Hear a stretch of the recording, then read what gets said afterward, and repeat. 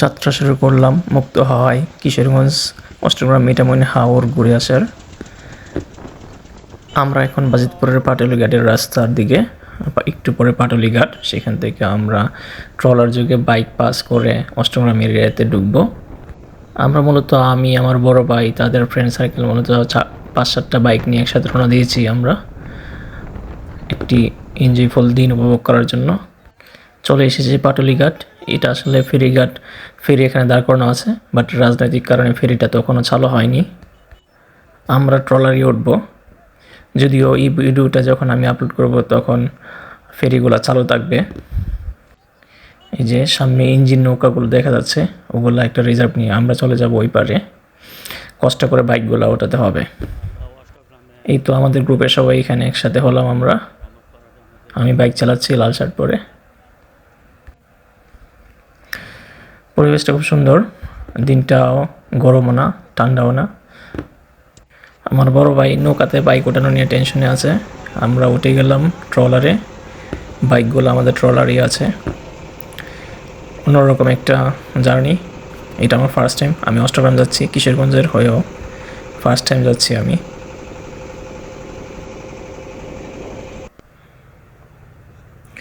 এই তো এই পারে চলে আসছে অনেকটা। আমরা এটা বর্ষাকাল না হওয়াতে অনেক আগেই নেমে যাব ঘাটে। এখান থেকে আবার বাইক রান করে যাব একদম অল ওয়েদার রোড যেটা বলে সেখানে। আমরা আপনাদেরকে দেখাবো বর্ষাকাল ছাড়া সবুজ প্রকৃতির মিঠামইন হাওর। অল ওয়েদার রুট বলার এটাই একটা কারণ, বর্ষাকালে একরকম আর গ্রীষ্মকালে আরেক রকম, শীতকালে আরেক রকম। এই রোডে যখন আসবেন সেই সিজন অনুযায়ী ওই রকম একটা ফিল পাবেন। মাঝে কিছু সময়ের জন্য এক পশলা বৃষ্টি হয়ে গেল, আমরা বৃষ্টি শেষে আবার রওনা দিলাম। এখনও অল ওয়েদার রোড শুরু হয়নি। এই রাস্তাটা হাওরের বিভিন্ন গ্রামগুলোকে একে অপরের সাথে কানেক্টেড করে রেখেছে। সেই রাস্তা ধরে আমরা এগিয়ে যাচ্ছি। এখানের বাতাস অনেক নির্মল এবং বিশুদ্ধ, সেটা শ্বাস নিলেই বোঝা যায়। পেছন থেকে ভিডিও করছে আমার বড় ভাই। ওনার ভিডিও করতে কিছুটা অসুবিধা হচ্ছে, কারণ আমি বাইক চালাচ্ছি। এই বাতাসের বেগে ফোন ধরে রাখাটা অবশ্যই কষ্টকর। চলুন তাহলে দেখা যাক অষ্টগ্রাম অল ওয়েদার রোডে যেতে যেতে এর আগের পরিবেশটুকু।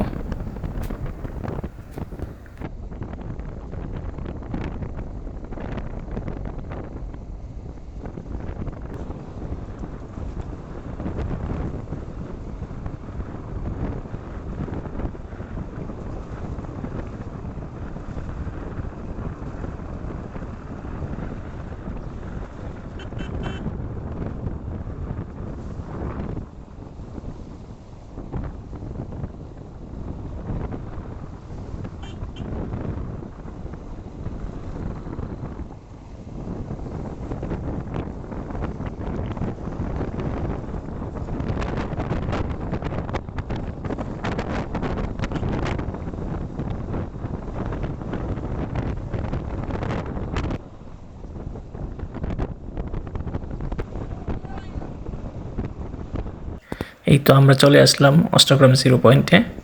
এখান থেকে অল ওয়েদার রোডের শুরু।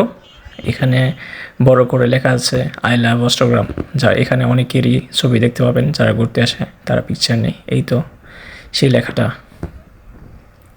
আসলে অবশ্যই এখানে কিছু পিকচার নিতে পারেন, আপনার মেমোরি হয়ে থাকবে। ভাস্কর্যটাও জায়গাটাকে সুন্দর করে রেখেছে। এই তো আমার বাইক। এই রাস্তা ধরে ঢাকা থেকে আসতে হলে আপনারা আসতে পারেন ঢাকা থেকে বাজিতপুর তৃষা পরিবহন, এবং তৃষা পরিবহন বাজিতপুর নামিয়ে দেওয়ার পরে সেখান থেকে একটা অটো নিয়ে চলে আসবেন পাটুলিঘাট, বাজিতপুর পাটুলিঘাট। সেখান থেকে ফেরি করে চলে আসতে পারেন রাস্তার এই পারে আসলে অনেক অটো পাবেন এবং অটো দিয়ে রিজার্ভ করে ঘুরতে পারেন। আর যদি নিজের গাড়ি নিয়ে আসেন তাহলে তো আমরা যে প্রসেসে আসছি সেভাবেই আপনি বাজিতপুর চলে আসবেন, বাজিতপুর ধরে পাটুলিঘাট হয়ে ফেরি পার হয়ে চলে আসবেন। ঢাকা থেকে বাজিতপুর তৃষা পরিবহনের ভাড়া 250 থেকে 300 টাকার মধ্যে হয়ে যাবে। আর এইটুকু রাস্তার যে ভাড়া, আর যদি নিজের গাড়ি নিয়ে আসেন তাহলে তো হলোই। আর ঢাকা থেকে কাছে হওয়াতে খুব কম করেছে, একটা ভালো একটা ট্যুর হয়ে যেতে পারে। আমরা এখন মুক্ত হাওয়ায় চলছি Kishoreganj Austagram Mithamoin all weather road ধরে। বাংলাদেশ আসলে কতটুকু সুন্দর সেটা বাংলাদেশকে আগে ঘুরে দেখতে হবে। যারা বাংলাদেশ না ঘুরে দেখেই বিদেশ যেয়ে পোস্ট করে সুন্দর প্লেসগুলোতে, তাদের বাংলাদেশ আগে দেখা উচিত, বাংলাদেশকে এক্সপ্লোর করা উচিত। ভাই অনেক কষ্টে আমাকে শো করার চেষ্টা করলো, ভালোই আসছে, আই এম হ্যাপি। এই তো আমার ইমিডিয়েট বড় ভাই, আরেক বড় ভাই আছে আমাদের ট্যুরে, একসাথে আমরা 3 ভাই আসছি। এই মৌসুমে আসলে আপনারা দেখতে পারবেন কৃষকরা কীভাবে তাদের ধান তুলতেছে, তাদের শস্যগুলো জমিতে কোটায় নিয়ে যাচ্ছে, কীভাবে প্রসেস করতেছে। আমরা চলে আসছি মিঠামইন।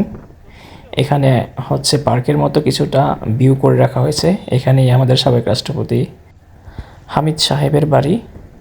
এখানে পাশেই করা হচ্ছে আর একটি ক্যান্টনমেন্ট, যেটা একমাত্র হাওরে ক্যান্টনমেন্ট হবে বাংলাদেশের। আর এই রাস্তা দিয়ে আপনারা চাইলে কিশোরগঞ্জ হয়েও আসতে পারেন, কিশোরগঞ্জ থেকে ওই রাস্তা দিয়ে চলে আসা যায় এই এলাকায়। এলাকাটা খুবই সুন্দর, হাওরের মাঝখানে। এই এলাকার মানুষের সবচেয়ে বেশি উপভোগের সময় হচ্ছে বর্ষাকাল, যদিও তখন তাদের শহরের সাথে যোগাযোগ আরও দুর্গম হয়ে ওঠে।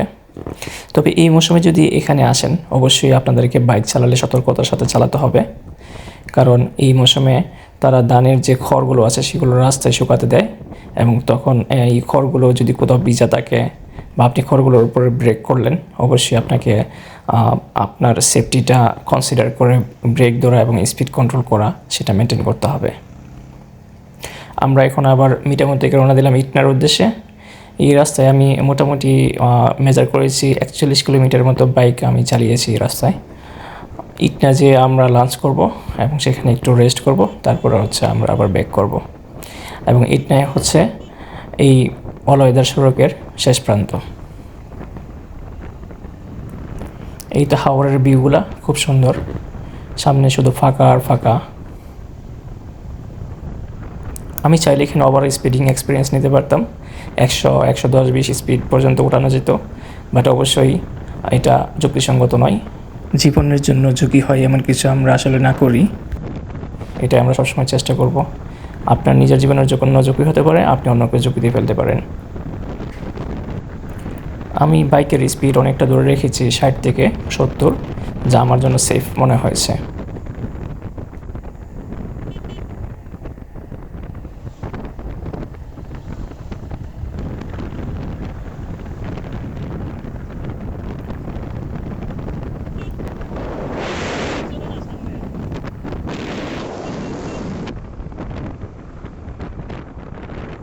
এই তো সামনে দেখা যাচ্ছে কৃষকরা তাদের শস্য মানে ধান বাড়িতে নিয়ে যাওয়ার জন্য প্রস্তুতি নিচ্ছে।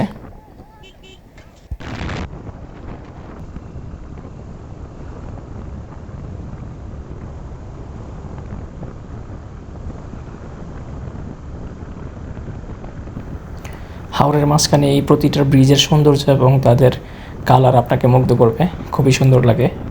এক একটি ব্রিজে আপনি দাঁড়িয়ে কিছুটা সময় কাটাতে পারেন, ভালো লাগবে।